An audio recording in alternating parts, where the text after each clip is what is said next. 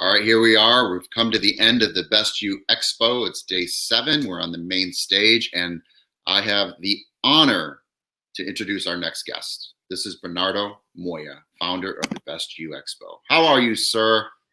I'm very good, Tony. I'm very good. Thank you. How you feeling? It's almost midnight, what, 11 o'clock there? It is. It is. And it's been a long week. So yeah. Where's your drinky? Well, not yet. Not yet. I'm still as soon as I finish, I'll definitely have a drink. Right. So our viewing audience, the archives that watch this later on, all know that you are Bernardo Moya, the founder of the Best You. But before we get into your share, can you tell us a little bit about what was that spark, that inspiration? Was it this big picture, or has the picture grown over the years? Well, you know what? I still haven't. The picture's still not big enough, to be honest. I always had the intention of the expos being global, international, and reaching hundreds of thousands and millions of people. So I'm not there yet. But I think this new reality that's happened is definitely going to help us kind of like connect with more people. And I've been really feeling the love, Tony. I've been really feeling the love today, been feeling the love all week, and it's going to keep me going. So I'm very, very excited. Can we do our morning meeting tomorrow? I'd love to. You know what? I've loved our morning meetings. We have a production meeting every morning, and it's just been great buzz, great energy between Matt, Tony B, Tony C, and myself. So no, I'm going to miss that. I'm going to miss it a lot. Well, Dallas is coming up, what, in October? Yeah, before we realize, we're going to have to be. But yeah, listen, we're going to take a couple of days off. I'm going to take a week off. I'm going to ride my motorbike and get into the Irish kind of greenery and just chill out. But yeah, I mean, listen, we're going to start working on the Best You Expo in Dallas. We've already started working. We've already got lots of speakers lined up, lots of speakers applying. So we're going to start working on Dallas very quickly. It sounds good. And when's our first meeting for the television network? Television network. Well, listen, it's happening. The Best You TV is a reality, and Bernardo Moya, that's my focus now. So I'm obviously going to making sure that we really turn it up for the Best You Expo, bringing in this new reality of TV and virtual events together. So we're going to be doing that, but I'm going to be focusing on the television. That's my big picture, big picture, and I'm making the Best You TV become the biggest, largest personal development network out there, where you can find any and every inspirational speaker, author, coach, documentary on this. So I'm very excited about that. I'm excited as well. So you are an author as well. You are a promoter. You are we're a DJ, and you're a public speaker. And you have something to share today on your own stage. So I want to make sure I give you as much time as possible on your own stage. So I'm going to jump out, and I just want to say thank you so much for this honor of co-hosting with you this year. Thank you so much, Tony. You've done a great job. Thank you so much. Great event. Well, listen, I hope they don't cut me off, because I've left myself right to the end. It's the last talk of the week, but for me, it's been beautiful. One of the things that I'm very passionate about is obviously sharing my message. And unfortunately, I don't have a lot of time. I haven't had a lot of time, because I've been working behind the scenes, building the Best You, promoting other people. But I'm obviously very passionate, and I've got my own thoughts. And I want to share them, obviously. So I am looking at opportunities to share my message more. I've published quite a few books already, and I did them in Spanish, funny enough. Then I translated them into English. My first book was 123 Ways to Look at Life, which is all about quotes and reframing situations. My second book was more confidence, more motivation, second and third. And the book that I published last year, which is The Question, Find Your True Purpose, which is now translated into Spanish. They're both in audio version. I've just published them in Audible. Very excited about that. So this book and this talk is around that. It's called The Question, Find Your True Purpose. But the title of the talk really is about nothing. It's about everything, and it's about thinking. And it's about questions and answers. That's what this whole talk is about. I want this talk to hopefully get you thinking and get you realizing about thinking about what you're thinking about. One of the things that I've learned and I've experienced with personal and professional growth is that so many people underestimate the value of thinking. And a lot of people don't really understand and appreciate the importance of thinking and being aware of their internal dialogue. So for me, having read so many great, having attended so many courses, having been NLP trained, coached, mentored, having modeled, learned from so many great people, for me, it's surprising to see how many people underestimate the power of thinking and how many people go through life literally already dead. There's 3 types of people. There's those that are literally just already they've given up. They're just literally waiting for their pension, their retirement. There's those that are looking at those making a difference, and then there's those that go out and make a difference. But I want you to think for a minute. I want you to think for a minute about you, and I want you to think where you are, and I want you to think, okay, that you are maybe a little bit of nothing. Maybe you think that you're nothing. And then on the other hand, I want you to think about everything. And I want you to think about the universe. I want you to think about that. And what I want you to do is I want you to just literally float out of your body and just start flying into space and start seeing maybe the place that you live. And then you start seeing parts of your city. And as you float even higher and higher, you start seeing the whole city. And then you start seeing the state. And then you start seeing the whole United States. Or you start seeing part of the world wherever you're from, wherever you are. And then you go higher and higher. And then you can start seeing the surface of the earth, round and blue, or maybe dark with stars. And you're just floating up and up and up, and you're flying, and all of a sudden you can see the stars, and you can see the moon, and you can see the sun, and then you can start seeing the universe. You can see how vast the universe is and how amazing the universe is. And then you can see the sun, and you know that the sun is just a very small star where there's billions of stars and billions and hundreds of billions of universes. So obviously you think that that is everything and that you're nothing.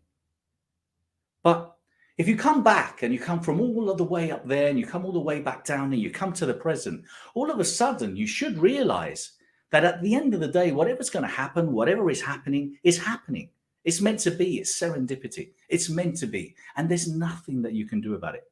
There's nothing that you can do about it. But on the other hand, there's everything. You can do everything. But you see, if something happens, a lot of people tend to focus on, why has it happened? Why has it happened? Now, the best way is thinking, okay, it has happened. How can I move forward? What's the solution? Be a solution-driven person. Because you see, although you may think that you're nothing because the space and the universe is everything, you are your universe. You are your universe. You, your body, is a universe. It's amazing what we have, what we take for granted. This vessel that we use for our life. It is an amazing piece of machinery. And us, you, that you think are nothing, you are actually everything. Why? Because you're capable of the most amazing things. Because you are stardust. I think it was Dag Ivanovich was saying that yesterday. You're stardust. You have everything in you. You are part of space. So you're everything, and you are capable of everything. You're capable of doing the most amazing things. And there's people that do nothing, and there's people that do everything. So what I want to invite you to do, what I want you to invite you to do is I want you to think. I want you to start thinking about what you're thinking about. And I want you to understand the power that you have and that you are an amazing piece of machinery, that you're an amazing individual and you're capable of everything. You see, a lot of people don't appreciate the fact that, that basically you're a tenant on this planet. You're a tenant. And you haven't got a rental agreement because basically all of a sudden it could be terminated. Maybe some people, unfortunately, are notified that they're going to be leaving because they have a disease and they're here for a little while and they know eventually they're going to leave, maybe a month, maybe 3. But at the end of the day, we're tenants on this planet and we are mortals. But it shocks me, surprises me to see how many people live without really focusing and understanding and appreciating that they have a responsibility on this planet. You're a tenant. You are obliged to become the best version of yourself. You are, because you're a tenant. You can't come on this planet and destroy it. You can't come on this planet and not care. You can't come on this planet and not bother about anything else.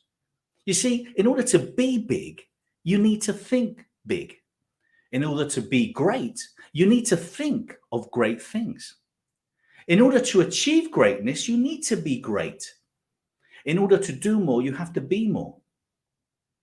And that's what we're all here for. We're all here to do more, to be more, to help more. And you see, everything could be simply a kind word.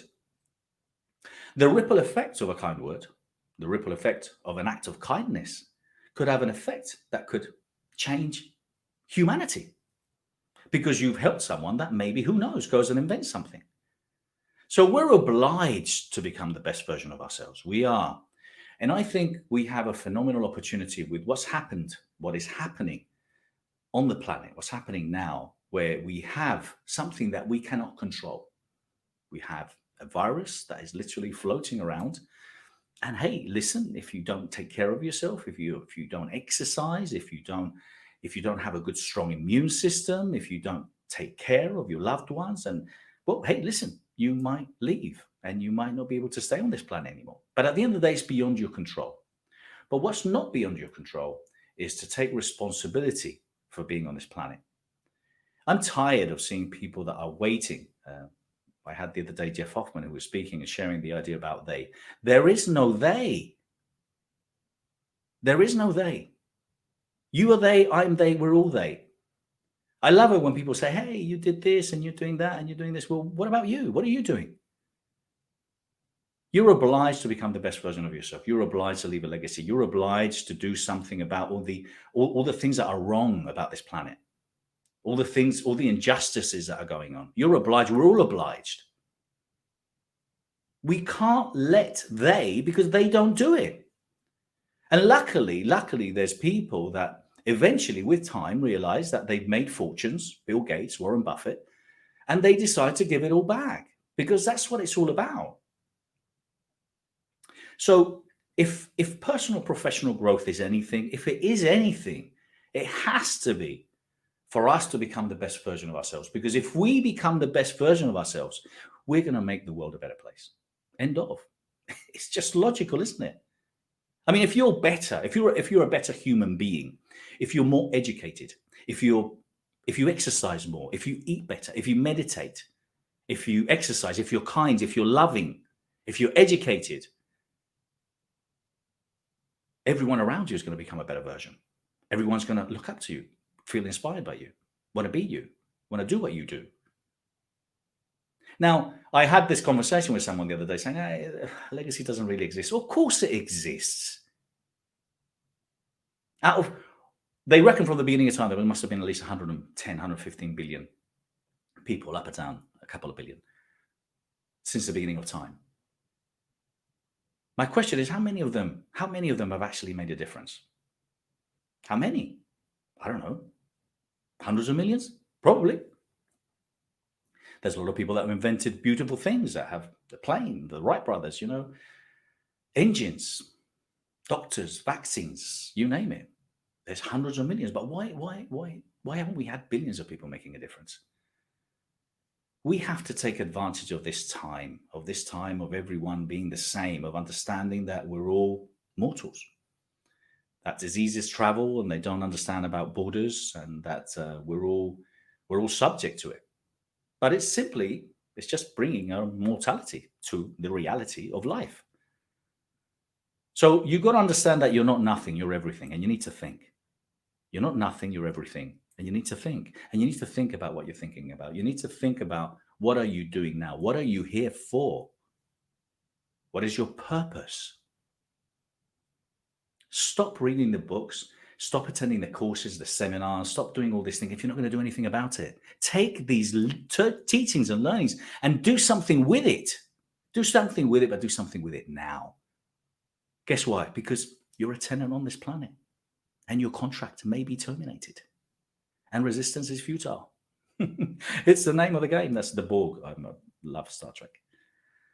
So my thought here is about getting you to understand that you're not nothing. You're everything.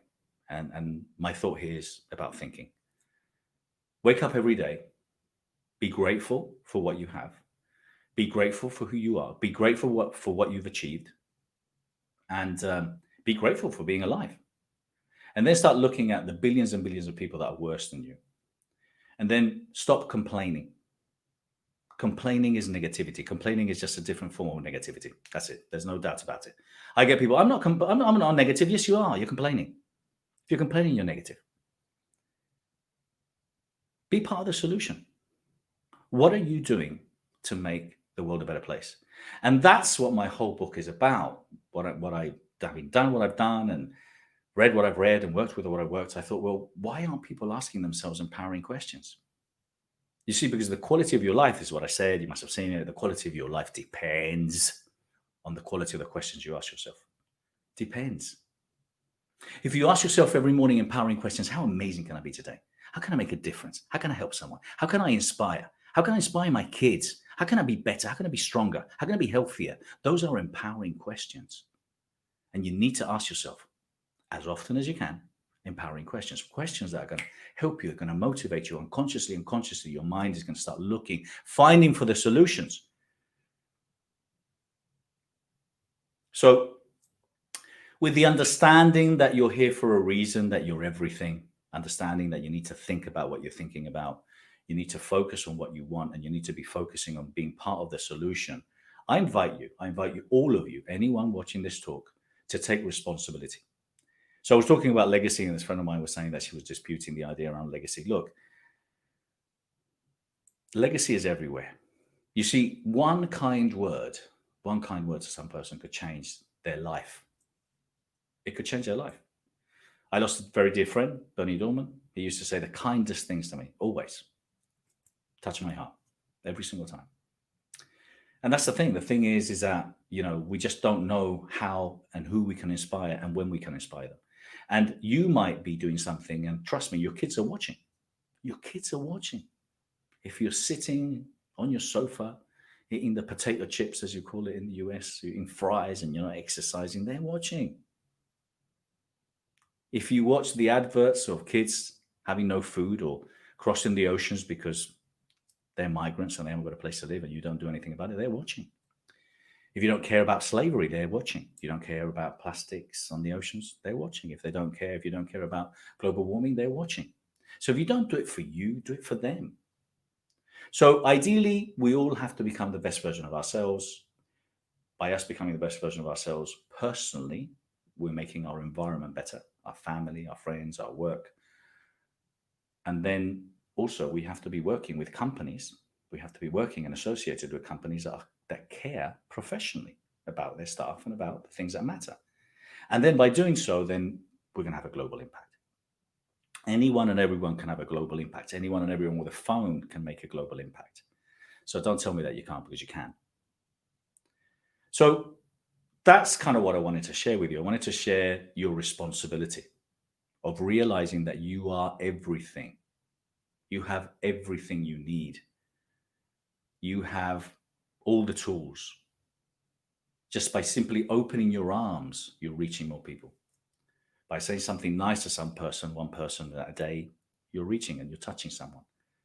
But inspire. I hope, I really, really hope that at this time when, the world is so kind of upside down, we really take advantage of this time to create this new consciousness of all of us caring about everything and caring about helping and supporting each other. I watched a documentary the other day on Netflix, which I think was based on the book The Minimalist, and it's about wanting less, needing less.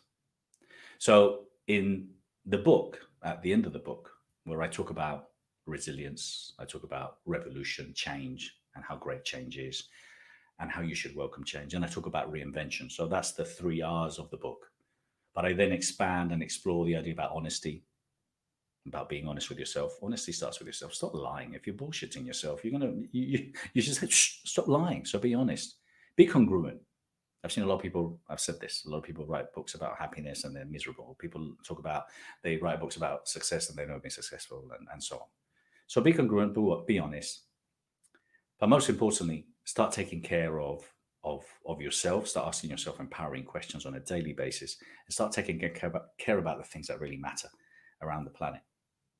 But in this documentary, The Minimalist, they talk about basically not needing as many possessions as we are inclined to have. And they talk about how, obviously, from the 50s or the 60s, whenever advertising started on radios and televisions, we've been dictated by advertising agencies and companies trying to sell us things, trying to sell us crap, trying to sell us whatever they want to sell us. That's why our kids, when they're 3, they're asking for the new toy and the new this and the new that. We've been brainwashed to wanting more, to wanting more, and to wanting more, because we believe that by wanting more and having more, we're going to be happy for some reason. A bigger car, bigger, more clothes, more this, more that. And the fact is, you don't. Again, remember, you're a tenant on this planet. You're a tenant on this planet. Your contract may be terminated at any time, and guess what? You can't take everything that you have. You can't take anything with you. You can't.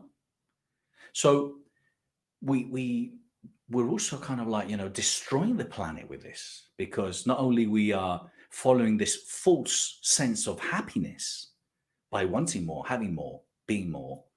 Well, being more is okay, but by wanting more, that all of a sudden we're stressed, we're unhappy, we're miserable because we want that bigger car, because we want that bigger house. So I've been on this step. Literally, my journey has been about being congruent and being honest. Okay, so I had to make some tough decisions, because when I was writing the book, I had to ask myself some of these empowering questions as I was asking you guys. And then it forced me to be congruent and honest. Bernardo, you can't get this book out. You can't be the author, and you can't be the publisher of the best you if you're the crap you, if you're an average you. So I had to be congruent. So I had to make decisions in my life. I had to say, well, what is it I want to do that I haven't done yet? Is there anything holding me back? Am I happy? So I started asking myself these questions, and I made some drastic decisions that affected my family. I decided that I wanted to go and do my own thing. I didn't do it to upset anyone. I just simply did it because I wanted to explore what I was capable of doing, and because I wanted to be congruent with my own teachings, with my own beliefs.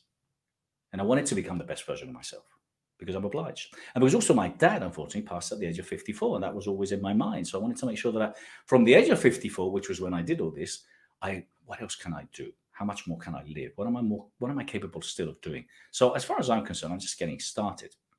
But it's obviously affected and hurt some of my family and so-called friends, who very quickly went to judge me. And I'm not going to even go into judgment, because that's a completely different conversation. But the bottom line is, I did it because I wanted to be selfish. And there's nothing wrong with being selfish. My next book is called Selfish Development. Why? Because you have to be selfish. You have to take care of yourself. If you take care of yourself, you can take care of your loved ones. If you don't ask yourself those strong, empowering questions that are going to make you happy, that are going to make you kind of live and say, you know what, I did live a life without limits, and I did push the boundaries, and I have no regrets. And that last day when you're leaving, that's where I want to be. That's where I wanted to be. That's why I made those decisions. I didn't do it for anyone else. I was simply being selfish because I want to do what I want to do. And if you can do that with your loved ones, great.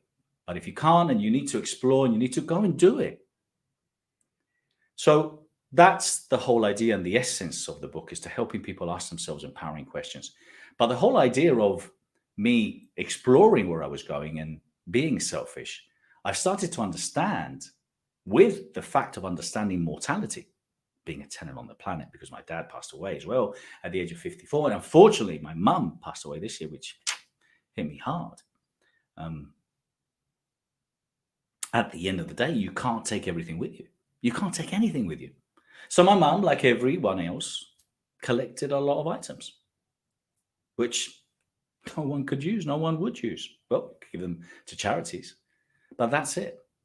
So we tend to have this thought, this idea of having more, wanting more, being more, and I repeat, wanting more.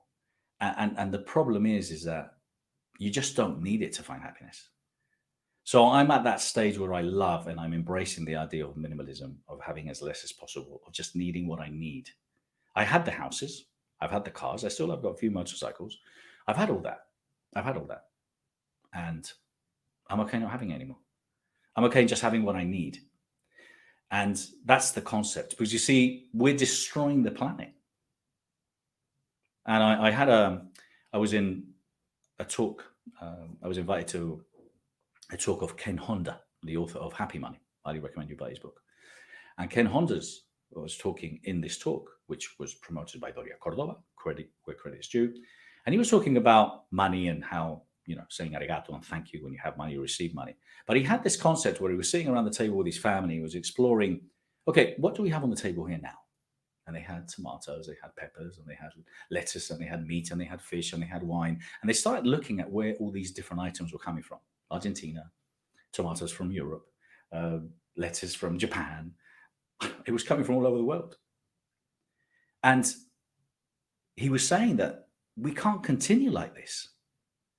It's ridiculous that, you get a bottle of wine that's traveling for like, I don't know, 5,000 miles, 3 months on a boat, shipping, staff, people, supermarket, trolleys, lorries. And just imagine for you to get that bottle of wine and drink it on your table, it's mad. So he was talking about the whole idea of local produce. He's talking about the idea of obviously these sweatshops where they make clothes and all of a sudden, like, you go and buy another shirt, you go and buy another shirt. But what about all the process of that shirt being produced and everything being made for you? Because you're selfish, because you're greedy, because you think that you want more, you need more, and because you don't really care about the planet, because you don't care about the consequences. So this is what I'm saying. It's about taking responsibility for our actions, all of us. The best you and becoming the best you requires for you to review and to think about everything, to think about everything, to think about everything that we do, to think about everything that you do on a daily basis in order to understand and appreciate the impact, hopefully the positive impact that you're having on the planet. You're not paying rent to live here. You've been given a beautiful body. You've been given an amazing planet, and you've got life, and you've got resources, and you've got phones, and you've got technology, and you've got light, and you've got so many other things that so many other people don't have. What are you doing with that? So that's what I believe personal and professional growth is all about. It's about really understanding. It's about thinking about nothing, but then thinking about everything, and about thinking. And also about understanding that the question or the answer is the question. It's about exploring that at the end of the day, if you start asking yourself these empowering questions, how can I make a difference? Really dig deep. So that's my thought. That's kind of where I'm at with my phase. So I wanted to share because obviously kind of I read a lot. I'm always thinking about new things and I'm trying to stay as current as possible because I read a lot of books, but I also connect with a lot of people. And I love people like Jeff Hoffman, who's a humanitarian making massive difference. I love what Bill Gates, Bill and Melinda Gates are doing. I love a lot of the charities, A21, taking care of slavery. I love a lot of what these guys are doing. So my hope is that we start creating a new generation of personal development thinkers, followers, lovers, embracers, inspirers that really start making a difference to the world, because we've messed it up. My age and older messed it up big time. And I really hope that the youth make note of the mistakes that we've made. I really hope that us, whatever age we are, we wake up to take responsibility for what we've done and try to start making a difference. Although there's lots of things happening, the planet is healing with all these planes stopped and all these lorries not traveling. It's healing.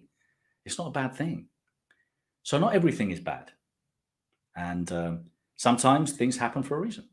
And if you look at what's happening right now, I'm sure there's a lot of families and people out there that are suffering and struggling, and can't make, the ends meet. And that's sad. I get it. But maybe it's time to reinvent. Maybe it's time to do new things. Luckily, over the years, over centuries, we've had these revolutions, the Industrial Revolution, the Agricultural Revolution, luckily, because if not, we'll still be living in a cave throwing stones at each other. So change is good. Change is good. You've got to embrace change and you've got to adapt to change quickly, like that. Don't start thinking about it, adapt. So that's my hope. My hope is that through the best you, through my teachings, through what I believe in, I start creating this new generation of thinkers and inspirers that are going to go out there and really make a difference. Because, it's just not right. We don't need all the things that they say we need.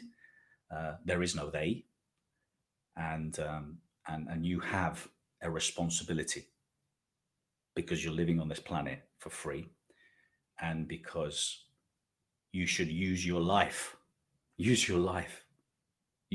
before it's too late. So that's pretty much it. I don't even know how I'm doing for time. I'm kind of like I prepared my talk today. I had the idea of what I wanted to share, but I wanted to prepare my talk today because these are the things that are very close to me, and that's why I do what I do. Now, on my journey of selfish development, which is just literally kind of like semi getting started, I have a lot of people that have said very nice things about me. I've had a lot of people that maybe think I'm I don't know, a lunatic, or don't really get what I'm doing. I don't know, but it's with love. It doesn't really bother me. I don't do things to please happy. I don't do things to please people. I do things to please myself. I don't do anything to offend anyone. I don't do anything to upset anyone. Everything I do from a place of love. And I've been sharing that. I share when I get the opportunity. Whatever, anything and everything else happens on the planet, whatever you learn, whatever you read, whatever you do, whatever you believe in, whatever you want, ultimately, it's all about love. We all want love. We all need love. That's what it's all about. So, of course, feeling the love is important to me. Les Brown said some beautiful words. Touched my heart. I was nearly in tears, Mr. Les Brown. So you have to come from a place of love. You have to do things from a place of love. You have to be kind. You have to understand your responsibility on this planet. You have to be part of the solution. And together, if we all start thinking around these lines of not needing as much, and maybe because we simply don't, because by having less, maybe we have less hassle and less aggravation, by thinking about what we're thinking about, by asking ourselves empowering questions, by inspiring those around you, by focusing on your legacy, by stopping and asking yourself these questions and start focusing on legacy. If we all start doing that, we're going to make the world a better place.